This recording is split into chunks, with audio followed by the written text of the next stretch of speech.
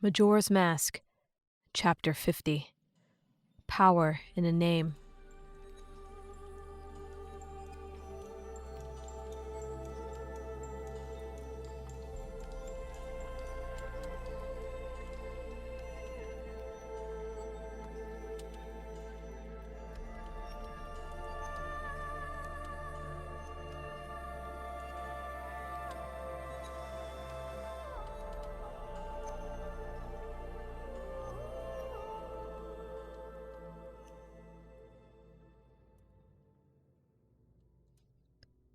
Link had never known so much rage in all his life. His sword hand shook. He found the urge to slit the masked salesman's throat almost unbearable. A warm trickle of blood ran over the hero's hand, drawn from his victim's throat. Why are you here? Why? His mind was numb, blankly ringing with only one desire: to kill. It took everything to steady his hand. Grape Bay Temple's long, plain hallway of metal remained empty, save for the confrontation happening at its center. The masked salesman cowered in a half-crouched position against the wall, and still, the boy had to extend his arm far to threaten his throat. The grown man's lips quivered. The cold steel on his neck prevented him from speaking. Link, stop! Tattle exclaimed. Don't kill him! Link's nostrils flared. You want me to let him go? Let him take out his reed-head mask and kill us like he did Zelda? He said he was getting out some kind of medicine! Yeah, Link said. And he also manipulated us into getting him an evil mask after he killed everyone I loved. Why won't you answer me? Why are you here? To help you!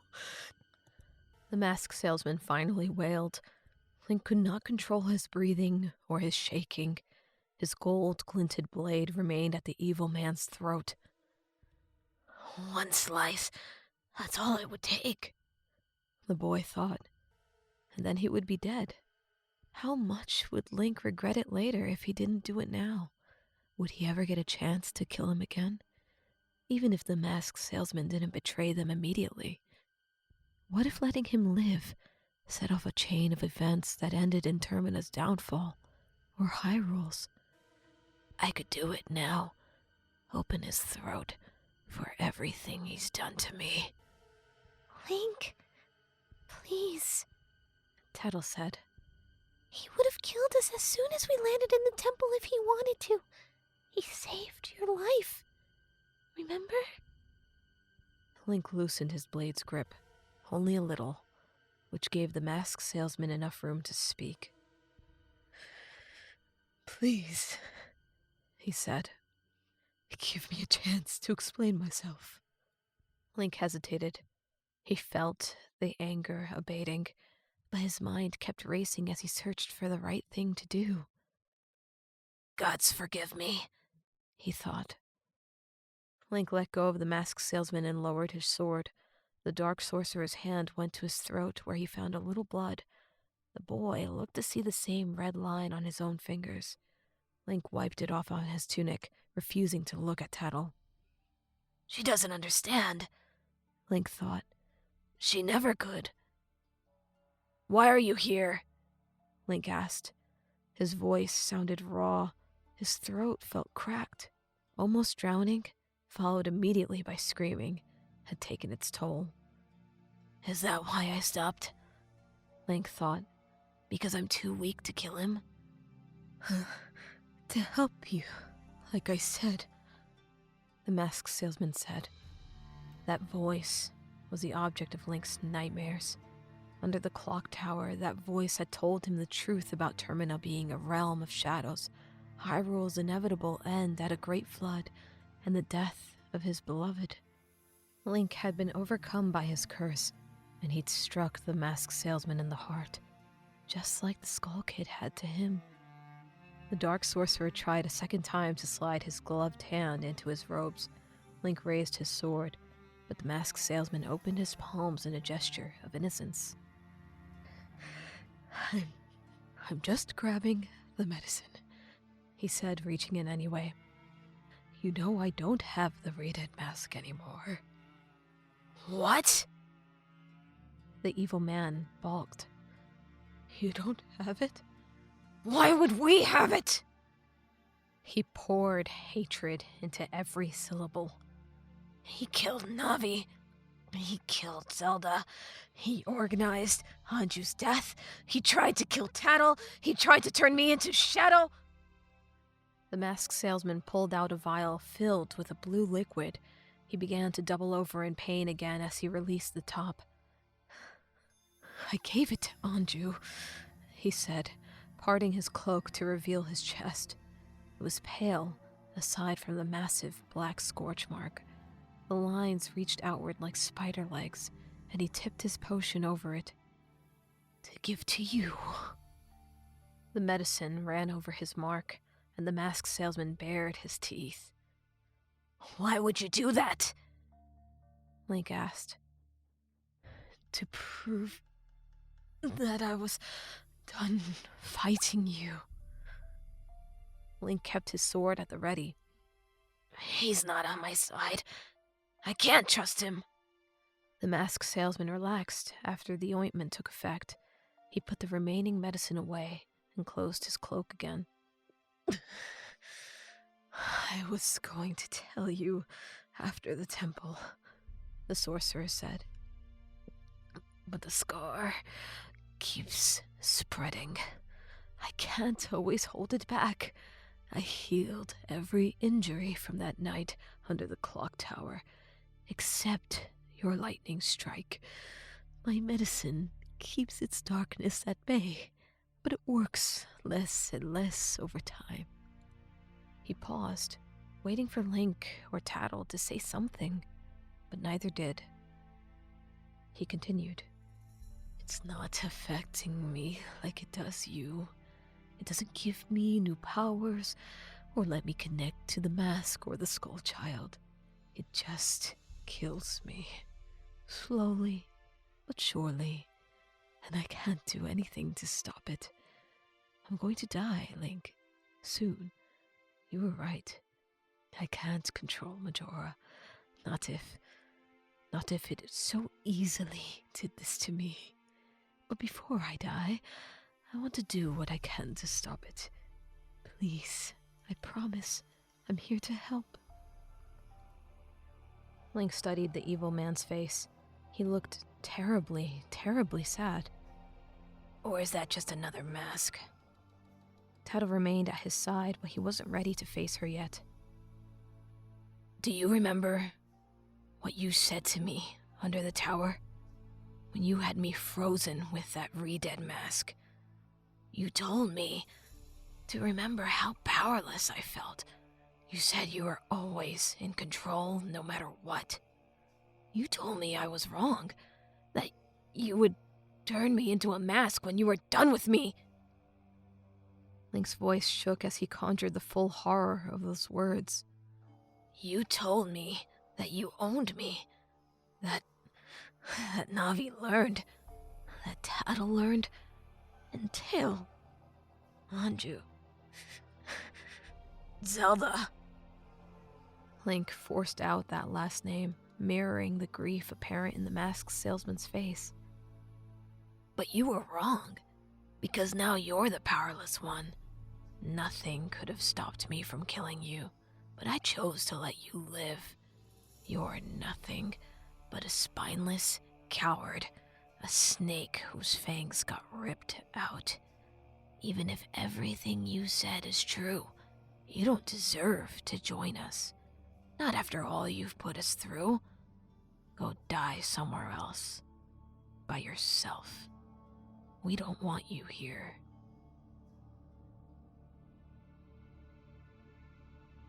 Link walked down the hall without him. He felt Tattle turn uncertainly between them, but she rejoined the hero. Wait! The masked salesman said. Link and Tattle both stopped, but neither of them turned around. Please, I can help you. I can make up for what I've done. There are no more hidden agendas, no more secrets. You can trust me. Then what's your name? Link asked.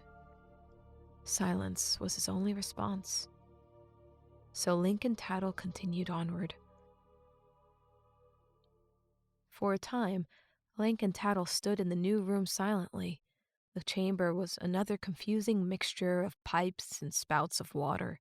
This time, a ramp led to the next door without a puzzle blocking it. Link dared to speak first. You're not upset I left him? No, Tattle replied solemnly. Why did you want me to spare him?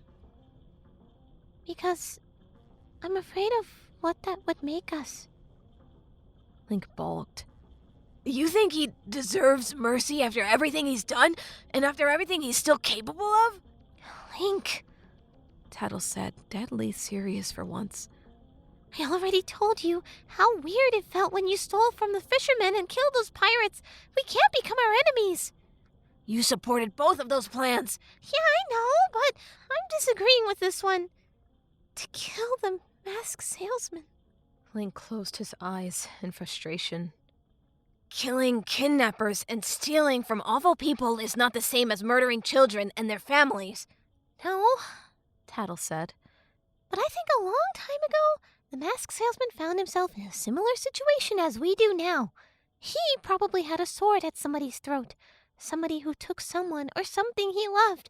But he killed that person, unlike you. I think you not killing him was a good thing. For you.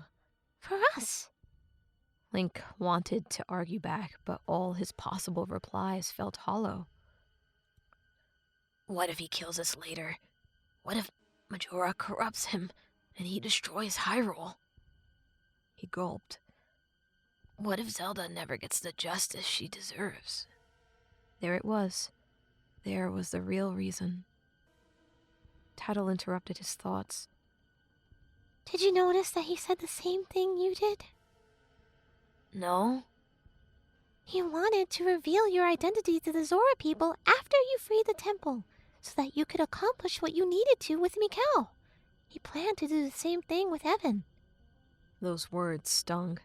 Link considered the bag's weight at his side and the masks inside. He likely wasn't far from needing a backpack to hold his own collection of healed souls. I'm really glad you didn't kill him, Tattle said. Well, he's never joining us, Link said, walking up the slope to continue their journey. Many gears clanked overhead alongside the maze of pipes. He's too dangerous to trust. Link considered how elaborate the masked salesman's plan must have been to already be disguised as Evan when he and Tattle reached Great Bay Temple. How long has he been following our every move? The boy thought. He must have known you were Mikau the entire time, Tattle said. Even before your mask fell off. Yeah, who knows how many cycles he waited in Zora Hall as Evan, waiting for us to show up. I wouldn't be surprised if he killed Evan to get that mask. It all still seems too perfect, Tattle said. No one's this good at being a mastermind manipulator. His plan wasn't perfect, though, the boy said. Or else he wouldn't have blown his cover just now. I guess so? Do you think he was telling the truth about the Re-Dead mask? It doesn't matter. He didn't use it on us back there, and if he left it with Anju, then it's probably been abandoned in some past cycle. Not if our theory's right, Tattle said. The masked salesman isn't from Termina. Link realized she was right. If all objects from Hyrule defied the ocarina's magic, then the Re-Dead mask would also travel through time. The difference is that it would remain in the same physical location, rather than returning to the clock tower doors. It's a dangerous thing to just have lying around, Tattle said. What are the chances that it'll actually hurt someone? Link asked. Only shadows bound to the cycle can find it, so even if someone picked it up, once we go back in time in 3 days, they'll just lose the mask. That's not enough time to figure out what it does. Unless you happen to play the song in a place where the shadow could find it again, Tattle said. And learn its purpose all over again every cycle. Link scoffed. No way. The gods don't hate us that much. No one's that unlucky. Tattle seemed doubtful, but she didn't press the matter. Well, what do you think the masked salesman will do now? I don't know, Link said. I don't really care. His new scar, is that the one you gave him? Yep. Tattle considered that. Do you think it affects him differently because his lightning bolt didn't travel through a magical ocarina first? Link nodded. If the Skull Kid had struck me directly, I'd be dead by now. The Ocarina of Time is what saved me. It didn't just save you. The fairy said. It also created a purple-eyed demonic alter ego of yourself. I'm grateful the masked salesman doesn't have that particular affliction. One Majora demon spawn is enough. Link narrowed his eyes. I'm not a Majora demon spawn, he thought. Most of the time. When they approached the doorway at the hall's end, the sound of roaring water greeted them. On the other side, they entered a much more tightly packed hallway. They stepped onto a grated metal bridge that led to another door. Beneath the bridge, a powerful stream of water rushed across the floor. Thankfully, the bridge was high enough to protect them from everything but the occasional fleck of water. But should Link jump over the bridge, the artificial river would sweep him away to an unknown destination. Link paused once they entered. Huh. This looks familiar. How is that possible? Tattle asked. You can't have been here before. I thought I was only in Oblivion World for a couple of minutes. You were, but I think when Evan, the masked salesman, and I sped through the underwater tunnel, this is one of the rooms we passed through. Really fast, before it brought us into that bigger room. Oh, she said. Then you'd better not fall, or it'll sweep you all the way back to where we started. Link agreed, pressing on to the next room. He tried to push thoughts of the masked salesman away, but he couldn't. The boy had come within an inch of killing him. I wanted to, he thought. He remembered those dark eyes from behind the Redead mask as the masked salesman had forced him to his knees, twisting his hand backward. His words had been so cruel. Did I tell you she writhed in agony in her final moments? It was so cleverly done. Not even the caretakers thought to question whether it was actually a disease. She screamed for you, but you weren't there to save her. Link opened the door to the next room, and Tattle joined him. It was a large cube, and for the first time in a while, there were no pools or man-made rivers. It was mostly empty and littered with puddles. The occasional set of steel grates along the floor hadn't done a good job keeping the chamber dry. The boy noted water dripping from the impressively high ceiling, and there was only one door, the one he'd just come through. It was as dank, dark, and cool as every other room they'd found. Link and Tattle quickly found its one notable feature. Several racks were mounted along the walls, identical to a weapon stash he found in Snowhead Temple. A rusted mace, greatsword, scimitar, and a few daggers hung alongside incomplete and broken armor sets. Link wagered this room could serve to train Zora warriors, though he hoped there'd been an easier way to get here back then. A rack on the back wall supported a bow, and two twinkling lights ran along its upper limb. It looked identical to the bow he'd found in Snowhead, except instead of one red gem, there's a blue one on it too, Link realized. The boy smiled. Looks like I won't need to dry out that Clocktown bow, he said. All thoughts of the masked salesman fled as he walked to retrieve his prize. Link! Above you! Tattle exclaimed. He'd made it halfway across the room when he stopped, looking up. An eye met his own. It stared at him from the ceiling, far larger than Link's entire body. It was surrounded by cloudy pink bubbles, but it had no distinguishable body of its own. Link blinked, dumbfounded at the thing above him, and it blinked in response. The eye had a green iris set against a spider web of bulging red veins. Then, the eye detached from the ceiling. Link ran as it fell, stumbling over one of the grates along the floor. Thankfully, he caught himself, turning to watch the creature land behind him. It was, in fact, a giant eyeball, except it wore a thick shell of green scales. The gelatinous eye could shift within that armor as it pleased, peering through its one hole. Lincoln certainly drew his sword as the eyeball blinked at him. What is that? Tattle replied sullenly from across the room. A wart? A what? Pink bubbles fell from the ceiling next, one by one. They were too cloudy to reveal their insides, though each was bigger than Link. They bounced along the wet floor like balloons, eventually converging on the eye. Soon, the wart was surrounded by a mane of pink bubbles, perhaps 50 of them. The being levitated next, eye, shell, bubbles and all. Link was caught somewhere between amusement and fear as the ridiculous thing began flying. It didn't approach him, but the eye kept staring as it patrolled the room. Link lowered his defensive posture and scoffed.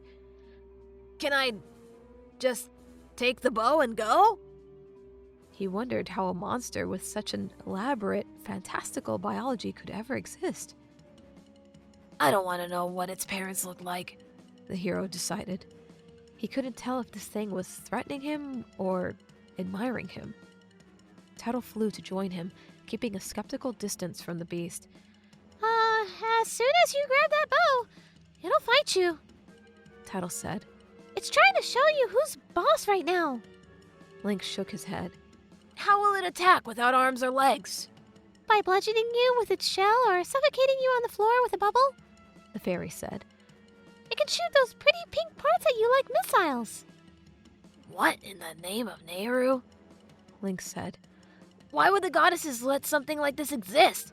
Hey now, I'm sure there are some very nice warts out there with feelings and compelling backstories. But, yeah, this one will just try to mindlessly kill you. Lovely, the hero said.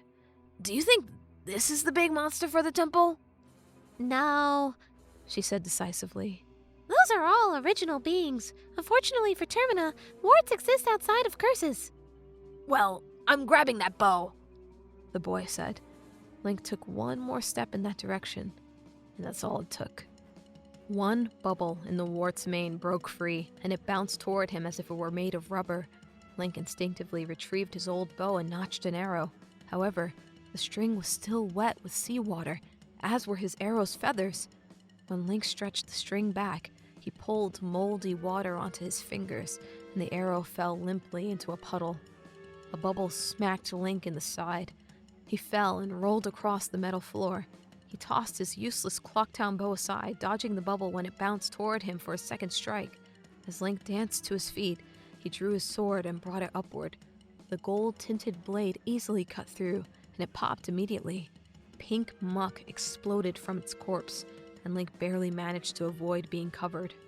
When the hero turned to his true enemy, he found the wart still casually flying around the room. Don't underestimate this thing, Link, Tattle said. It might look goofy, but it's anything but. Then let's get this over with as fast as possible. Link leveled his hookshot instead and pressed the trigger. His chain rocketed out and pierced one of the pink minions. After the second bubble burst, the hookshot clinked against the eye's hard green shell. The hook eventually returned to its home, and now there were 2 empty spots on the wart's protective mane. I'll just keep doing that until I can land a hit on its eye. Link fired the hookshot again, and again, and again, and again.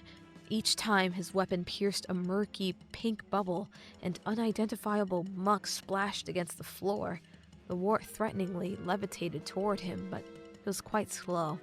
So Link kept his distance from the monster as he fired his weapon, carefully pacing in a wide arc. The eye always watched from behind the glossy pink shield while the hookshot hit its hard back time and time again. Then, a hole in the shield of pink passed over the exposed eyeball. Finally, Link thought. He aimed and fired. The hook met its target, latching onto the eye's soft white goop. The wart seized in horror, clearly stricken with pain as the weapon detached to reveal a gaping, bloody gash. The veins in its eyes darkened. The wart bled. Its lid closed to prevent further harm as it trembled with what might have been rage. Link stood uncertainly, hookshot still in hand. Then, the wart released all its pink bubbles, slammed its green exterior into the ground, and skidded toward the hero with all the speed of an arrow. It was now a boulder, set to crush the small boy. The army of murky minions bounced in its wake. Link hardly had time to dive away, slipping on a puddle as he stumbled to safety. He felt the wart's shell clip his shoulder by only an inch. The hero spun to face his adversary and ignored his newly throbbing arm. The eye had already spun around to try crushing him again. Link sidestepped this as bubbles berated him too. One knocked him to the ground, and aiming with his hookshot was no longer an option. He rolled to his feet and drew his sword, slashing 3 bubbles. They popped, revealing the terrifying green boulder right behind them. Link wasn't quick enough this time. He tried deflecting the bullet with his sword, but the wart's momentum sent both he and his weapon spiraling. When Link stood next, 4 bubbles separated him from his blade, and the wart was already upon him again. Didn't. The beast had gone aggressive so quickly. After I gave it a grievous wound. Link realized. Maybe he shouldn't have attacked first. As the boy sidestepped another wart attack, he reached in his bag for the Goron mask. I'll fight boulders with boulders, he decided. But Link's foot caught in one of the grates. He tripped, and the Goron mask fell, slipping between the metal bars. He watched as Darmani's face descended into the gutter. No! Link exclaimed. The pink bubbles fell upon him as he cried out for his lost mask. They bludgeoned him relentlessly, offering no chance for escape. The boy tried covering his face, but everything became a confusing blur of slimy, rubbery guts. Soon, the sharp pain became discomfort as the bubbles absorbed him. He felt the sludge slide over his arms and legs, and Link looked up just as a wave of murky pink passed over his face. The boy took one final gulp of air before his world became heavy, wet, and breathless. Every inch of his body flared with agony as he levitated within the monster's innards. Link could barely hear Tattle scream as she flew toward him. The wart floated nearby, its injured eye watching in content as its minions devoured him. He watched the room blur into a pink haze as his breath ran out. But a flash of light soon cut across his vision. Link summoned the will to hold on a moment longer. What was that? The flash happened again, and this time, the boy recognized it as fire. When flames stretched out a 3rd time, the most relieving burst of air flooded his musty prison. Link gasped, opening his mouth against the goop to breathe. Tendrils of fire continued lashing out at the bubbles, popping them to free the hero. The whips of heat were hot against Link's face, but he welcomed them as his deadly prison died piece by piece. Soon, Link fell from his destroyed prison. He coughed as he landed on his side and staggered to his feet. The other bubbles had fled from the fire too, abandoning their prey to bounce for safety or a counterattack. Only a handful of bubbles remained. Goop was splattered all over the floor and himself. The wart was off in a corner, its single eye wide in shock as its kin died. And in the center of it all stood the masked salesman. His black robes, gloves, and boots were the same, but a mask covered his face. It was a sculpted, wooden replica of a Dodongo's face, and the masked salesman commanded the magical fire as a conductor would. With Link free, the masked salesman turned his attention to the other pink bubbles. With one flick of his arms, the whip of radiant flame slashed through 3, destroying them all instantly. It continued in a circle, carefully avoiding Link and Tattle as it slew minion after minion. The boy was still hunched over and catching his breath as he watched, but the dark sorcerer paid the boy no mind. But the ward was not so foolish. Link noticed it flying toward him just in time, dancing away from its failed attempt to crush him. With the bubbles out of the way, Link ran to retrieve his sword, but the wart had changed targets, now barreled towards the masked salesman, whose whip of fire likely would not be enough to stop the green boulder's onslaught. The sorcerer removed his Dodongo mask, slid his hand into his robes, and pulled out another. This mask was round, blue, and sported a skull and crossbones on its face. Just before the monster barreled over the salesman, an explosion erupted from the mask. The great ball of fire completely overpowered the wart's momentum, sending it hurtling into the nearest wall. When the explosion cleared, the masked salesman remained unharmed at its center, surrounded by scorch marks on the damp, metal floor. The wart barely had time to react before the sorcerer had another mask on, a solid white one with fluffy swirls sewn into its surface. When the masked salesman raised his arms again, a hurricane blew forth, interrupting the wart's next attack. The armored eyeball was blown into the wall again, and its eyelid was forced open by the powerful gales. The sorcerer kept their enemy pinned in place as an infinite supply of wind rushed from his fingertips. The wart's terrified eye watered profusely as it met the full force of a hurricane, stinging its fresh gash from earlier. The masked salesman looked to Link and nodded, so the hero took his chance. He leveled his hookshot again and fired directly into the wart's exposed eye. It bled more, and its veins bulged, but Link did not relent. He fired again and again, piercing the wart's weak point. It didn't take long before all semblance of life had faded from the wart. Its pupil lolled downward, a bloody mess now surrendered to death. The masked salesman lowered his arms, and the hurricane ended. The wart's lifeless body plopped onto the floor, rolling absently away from them until it reached its final resting place. Link remained standing, hookshot at the ready. The sorcerer stared at the dead monster, still masked. As their collective adrenaline faded, neither seemed eager to speak. Tattle silently flew to rejoin her companion, and eventually, the masked salesman summoned the courage to act first. He removed his mask and stepped closer. His short red hair sat atop a gaunt face. He'd always been lanky. The Majora's curse likely had not treated him well. His usual emotive face was surprisingly neutral. There was no forced smile or malicious frown. Link finally put his hookshot away. "You saved me," he said. "I wasn't lying," the sorcerer said. "I'm here to help." Every instinct in Link's body told him to reject this man's aid. Even if he had demonstrated immense power and saved Link's life twice in one day, the boy furrowed his brow. "So you've switched sides and want to destroy Majora?" "I've always been on the side of living," the masked salesman said, keeping all theatrics from his voice. "But I realize I was wrong to think I could tame the demon. Its magic will kill me. But before that happens, I need to help you quell its influence." He paused. "It was a long several days after you left me for dead under the clock tower.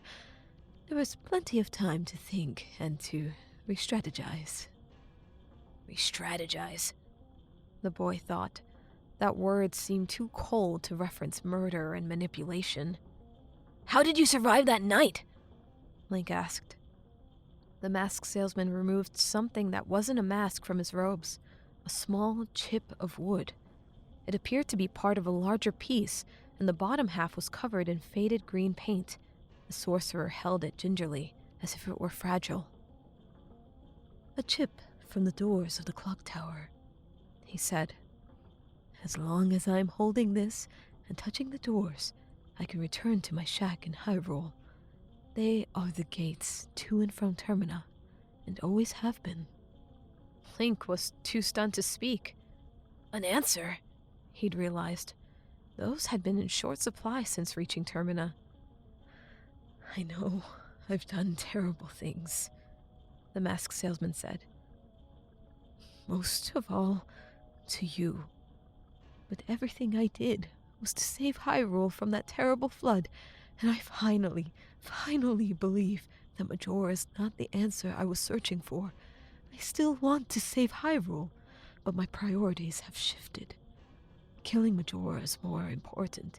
Whether it rules over an empty ocean or a newly saved kingdom, it will bring nothing but dread beyond imagination. It will infect and exterminate slowly across generations, just as that tribe feared would happen when they sealed it away. Anything is better than that." Link looked at Tattle, but his fairy knew better than to interrupt their last chance at making amends. "I still don't understand. Getting hurt is all it took to change your mind? Under the clock tower, you seemed convinced you could control it." The masked salesman collected his thoughts before speaking. "When I first got struck by your lightning, I expected to exhibit some control over it, like you. but it only kept killing me, even after I subdued its effects. It never offered me a connection to the mask, and never possessed me like it does you. So I knew I'd miscalculated, and I knew you were destined to slay it, and that impeding you would doom countless others to suffer my fate if Majora broke free. I no longer believe my magic is sufficient to control the demon. The masked salesman stood still afterward, watching the boy perceptively. He seemed uncomfortable, standing at the complete mercy of another. Huh. He's used to wielding power over everyone he talks to, Link thought. The hero pulled out his ocarina. The lightning struck my ocarina first, and then me. Its magic and the Skull Kids are mixed inside of me. That's why it affects me differently. The masked salesman nodded. Then it's the key to killing Majora. How? Link asked, putting his instrument away. Should I play the Song of Healing? Would that make Majora fade away just like that? No, the Dark Sorcerer said, smiling at Link's sarcasm. The awkwardness faded just a little. That song only works when directed at light in need of healing. That demon is light's antithesis. So you don't know how to kill Majora with my ocarina's magic? No, I'll need to learn more before devising a sound strategy. Link didn't know what to say next. He shifted uneasily, turning to Tattle for guidance. She offered none. What exactly is happening right now? The boy thought. Am I seriously about to let the masked salesman join us? Part of him wanted to conjure that anger again, that red-hot will to kick this wicked man for his crimes.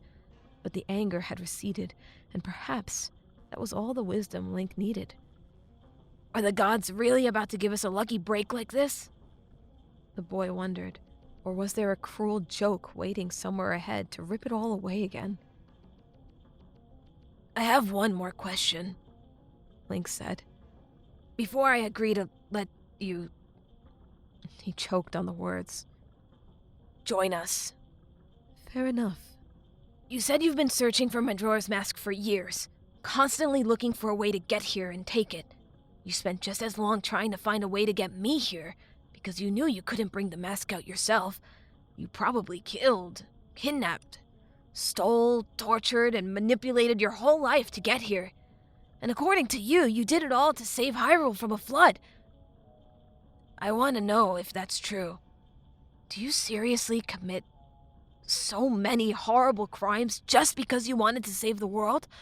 Is that the only reason you had?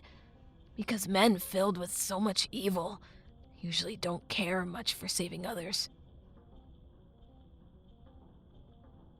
The Dark Sorcerer took a long time to answer. You're right, of course, the masked salesman said. I rarely act with one motive in mind, and there is another that drove my quest for Majora. Across all of magic's history, there are few hard and fast laws. But here is one. Dead is dead. There's no coming back from that.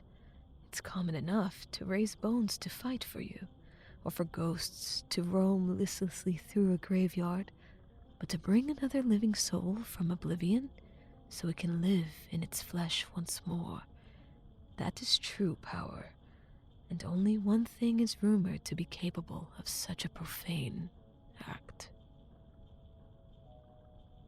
Link finished the thought for him. Majora's Mask. True necromancy has eluded mankind ever since the ancient Gerudo sealed Majora's Mask away. And you thought you deserved to wield power like that? The masked salesman winced. I truly believed that my evil could be undone, he said. Once I finally got a hold of that mask, every victim of my handiwork could be returned to flesh, and if I could save Hyrule from ending in a great flood in the process, then all the more reason to seek Majora out. I may have changed my mind, but Hyrule is still in danger. Killing Majora will likely doom Hyrule, but wielding Majora, I now believe, would likely condemn Hyrule to an even more horrific fate.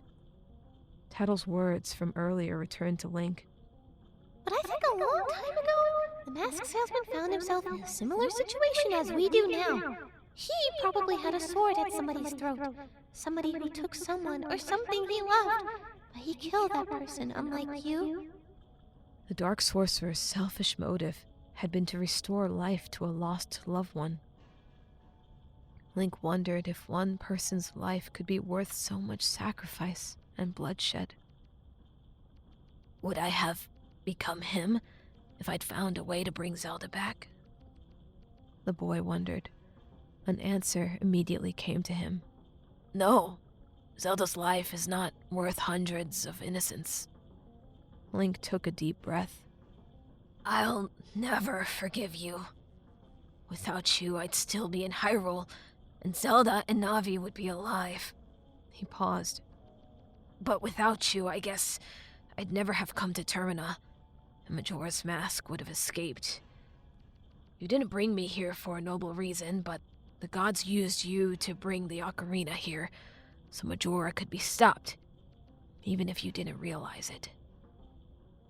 So, you can help us free the temples. After that, we'll call the giants and face the Skull Kid on top of the clock tower, but we still have other things to do before then. Like help Anju, Link thought. If you step out of line even once, if I have any reason to believe that you're still scheming... Link didn't finish, but he knew he didn't have to. The masked salesman nodded. Of course, assuming I live that long, my potion keeps the curse from killing me, but once that stops working, I'm afraid I will no longer be useful. He paused, turning to Tattle. What about you? You haven't said anything since stopping Link from killing me. What do you think? Surprisingly, the Dark Sorcerer seemed nervous. Tattle looked away, appearing uncharacteristically hesitant. What is going on here? Link thought. She'd been kidnapped by the masked salesman and learned Termina's true nature first. Whatever had happened between them had clearly softened the masked salesman in Tattle's eyes. I still don't trust you, Tattle said. but I'm willing to give you another chance. The masked salesman smiled. Thank you. That's all I ask for. A chance. Tattle motioned them toward the door. Should we get a move on then? Since we don't have daggers at each other's throats anymore? Or should we stand around all day until the moon comes knocking on the roof? Violently. Just then, Link remembered Darmani. Oh, my Goron mask! The boy ran to the grate where it had fallen, and the masked salesman followed him there. I dropped it down there during the fight. Do you have a mask that can reach it? The sorcerer shook his head. No, but I can open the gate for you. You should probably step back. Link and Tattle did just that, as the salesman retrieved his blue mask with the skull. He conjured an explosion again, and this time, the grate was blown off its hinges in a wave of fiery heat. It spiraled away, scorched black and mangled. The grate was now a wide open hole. Whoa! Tattle said. What do you call that thing? The blast mask? The masked salesman stowed it away with the others. I could. I only have names for a handful of them. A shame, She replied. How many do you have on you right now? 7. Wow! Tattle said, as Link bent into the hole to retrieve his lost one. And how many do we have? We have 6, The boy said. but only 3 of them actually do something magical, and one of those 3 is currently at the bottom of this. Tattle, could you see if it's down there? Sure thing. The fairy said. I know you guys have your fancy masks and instruments, but my superpower is glowing and flying and being smaller. You'll find that I'm far more useful than Mr. Hero over here. She flew into the hole, lighting the way as she went. Link watched the masked salesman skeptically as he observed Tattle's work. The boy had an intrusive thought of the sorcerer shoving him into the gutter to his death. He played the murderous madman too well, he thought. and now he's an open book that makes jokes? The masked salesman couldn't actually be a human being beneath all that scheming. Right? Tattle found the Goron mask and returned it to Link. Thanks. He said, pausing as he looked at Darmani's face. He realized the Goron would still be injured. Last time he donned this form, Darmani's arm had been in a severe, corrupted state. What's wrong? Tattle asked. My Goron form, Link said, sighing. Remember Romani's ranch with the wood stuck in my arm? Yeah, your arm was about to fall off in the pirate's fortress, which, might have happened by now. Should we check to see if Darmani is missing an arm? Where do severed limbs go when they're in magical Oblivion World? I can heal it, the masked salesman said, holding up his blue vial of potion. This should be enough, unless it was injured by Majora's magic. Don't you need that for your scar? Tattle asked. It'll stop working soon anyways, the sorcerer said. Probably before this vial runs out, but I can also always go back to Hyrule and make more. Link was skeptical, but he turned into Darmani regardless. His arm was revolting. It was purple and swollen. Pus oozed from the wound. His head immediately swam with a fierce headache, and he felt faint. Goron Link stumbled, threatening to collapse. Oh, no, he said, holding his head. We need to pull the wood out first, the dark sorcerer said, wrapping his hand around the shard. This will hurt. Are you ready? Link nodded grimly, and he managed to stifle his scream. The masked salesman quickly poured the potion into the open wound and instructed Link to drink some too. Afterward, Link removed the mask, and the pain was gone instantly. Wow, Link said. It's pretty amazing to leave that body behind while it heals. Only the black mark can transcend forms, it seems, the masked salesman said. Now can we keep going? Tattle asked. Unless you'd like a bath to rinse the pink goop off. Surprisingly, it had mostly fallen off on its own, but a few bits still stung Link's skin. I think it'll clear itself off, he said. But there's still the reason I fought the ward at all. He walked to the back of the room and found his new bow. It was made of dark gray wood, and it also sported the Snowhead version's taut black string. The boy wondrously beheld the glowing red and blue gems. There was a third empty slot, but the two magical relics in place glowed with energy. A flame was drawn on the red one, and ice on the second. He ran his fingers along their smooth surfaces. He eyed the quiver and dark arrows lying next to it. Those are like the gems the witches had, Tattle said. Except smaller. The witches weren't the only ones from the ancient Gerudo that crossed into Termina, the masked salesman said. Their tribes all used gems and masks to store magical powers. Their influences, from the few who crossed over, can still be found all over Termina. Link drew an arrow and aimed it at a nearby wall. The blue gem glowed fiercely when he willed it to activate. A blue light was born at his arrow's end, and Link smiled as he felt cold air bellow from it. The boy released the arrow. It traveled into the wall while snowflakes trailed behind it. When it made contact, a large sheath of ice covered the site of impact, crackling as it solidified into a thick shield. Tattle found Link's smile contagious. We have so many new toys. Are you sure nothing else in this armory does something super fancy? The armor and massive weapons seemed powerful, but they were old and damaged. I think it'd be more trouble than it's worth if I lugged around a rusted greatsword, Link said. We have enough new toys for now. Finally, he'd replaced his Snowhead bow, which the Skull Kid had destroyed days ago at the beach, so he and Tattle left for the door. They exchanged a glance as the masked salesman followed them. Do either of us actually trust him yet? Link wondered. He didn't think so. The rest of Great Bay Temple would be tense, but hopefully after then, things would seem clearer. Link watched as the man who'd killed Zelda stepped beside them. What secrets does he still have? The boy thought. In that moment, only one felt important. What's your name? the hero asked. Why won't you tell us? The masked salesman's brow furrowed with a deep sadness.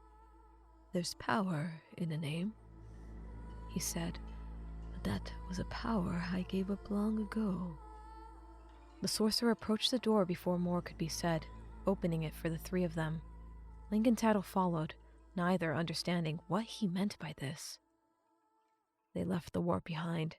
Its corpse still bled into the watery battlefield as the ceiling's steady leak echoed across the monster's metal grave.